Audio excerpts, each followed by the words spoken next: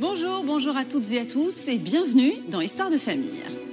Des histoires de famille, tout le monde en connaît, mais certaines dépassent l'entendement. Aujourd'hui, nous allons vous raconter l'histoire de Dominique, notre nouvelle affaire.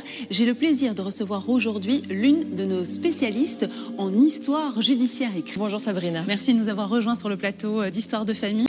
Elle disparaît subitement. Et son mari, comme ça, semble très préoccupé quand même. Effectivement, Dominique était une secrétaire de mairie, sans histoire. Elle habite une petite bourgade de 200 habitants. 13 décembre 2008, où effectivement Guy, son mari, mais que sa femme a disparu sans laisser de traces. Donc écoulé depuis la disparition de Dominique, quête piétine, et puis un triste événement va relancer l'affaire. Effectivement, le 17 mars 2009, un corps est découvert là où habitait Dominique.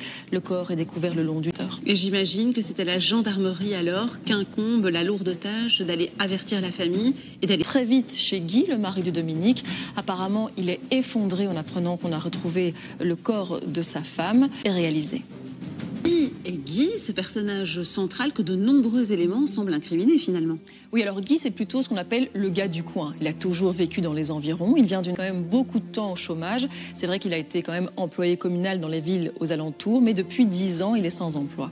Et apparemment sans histoire. Oui, jaloux maladif. Ah oui. Il pensait que Dominique, sa femme, avait... Le comportement de Guy semble plutôt surprenant.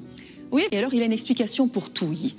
On explique donc qu'elle se plaignait de violence au sein du couple, racontait ce genre d'histoire. Il a aussi une autre explication, c'est franchement logique. Vous voyez, il a une explication pour tout, mais ces explications n'arrivent tout de même pas à convaincre les enquêteurs. Et finalement, Guy aura nié jusqu'au bout du bout. Il a nié jusqu'au ponce. Alors question, Guy a nié.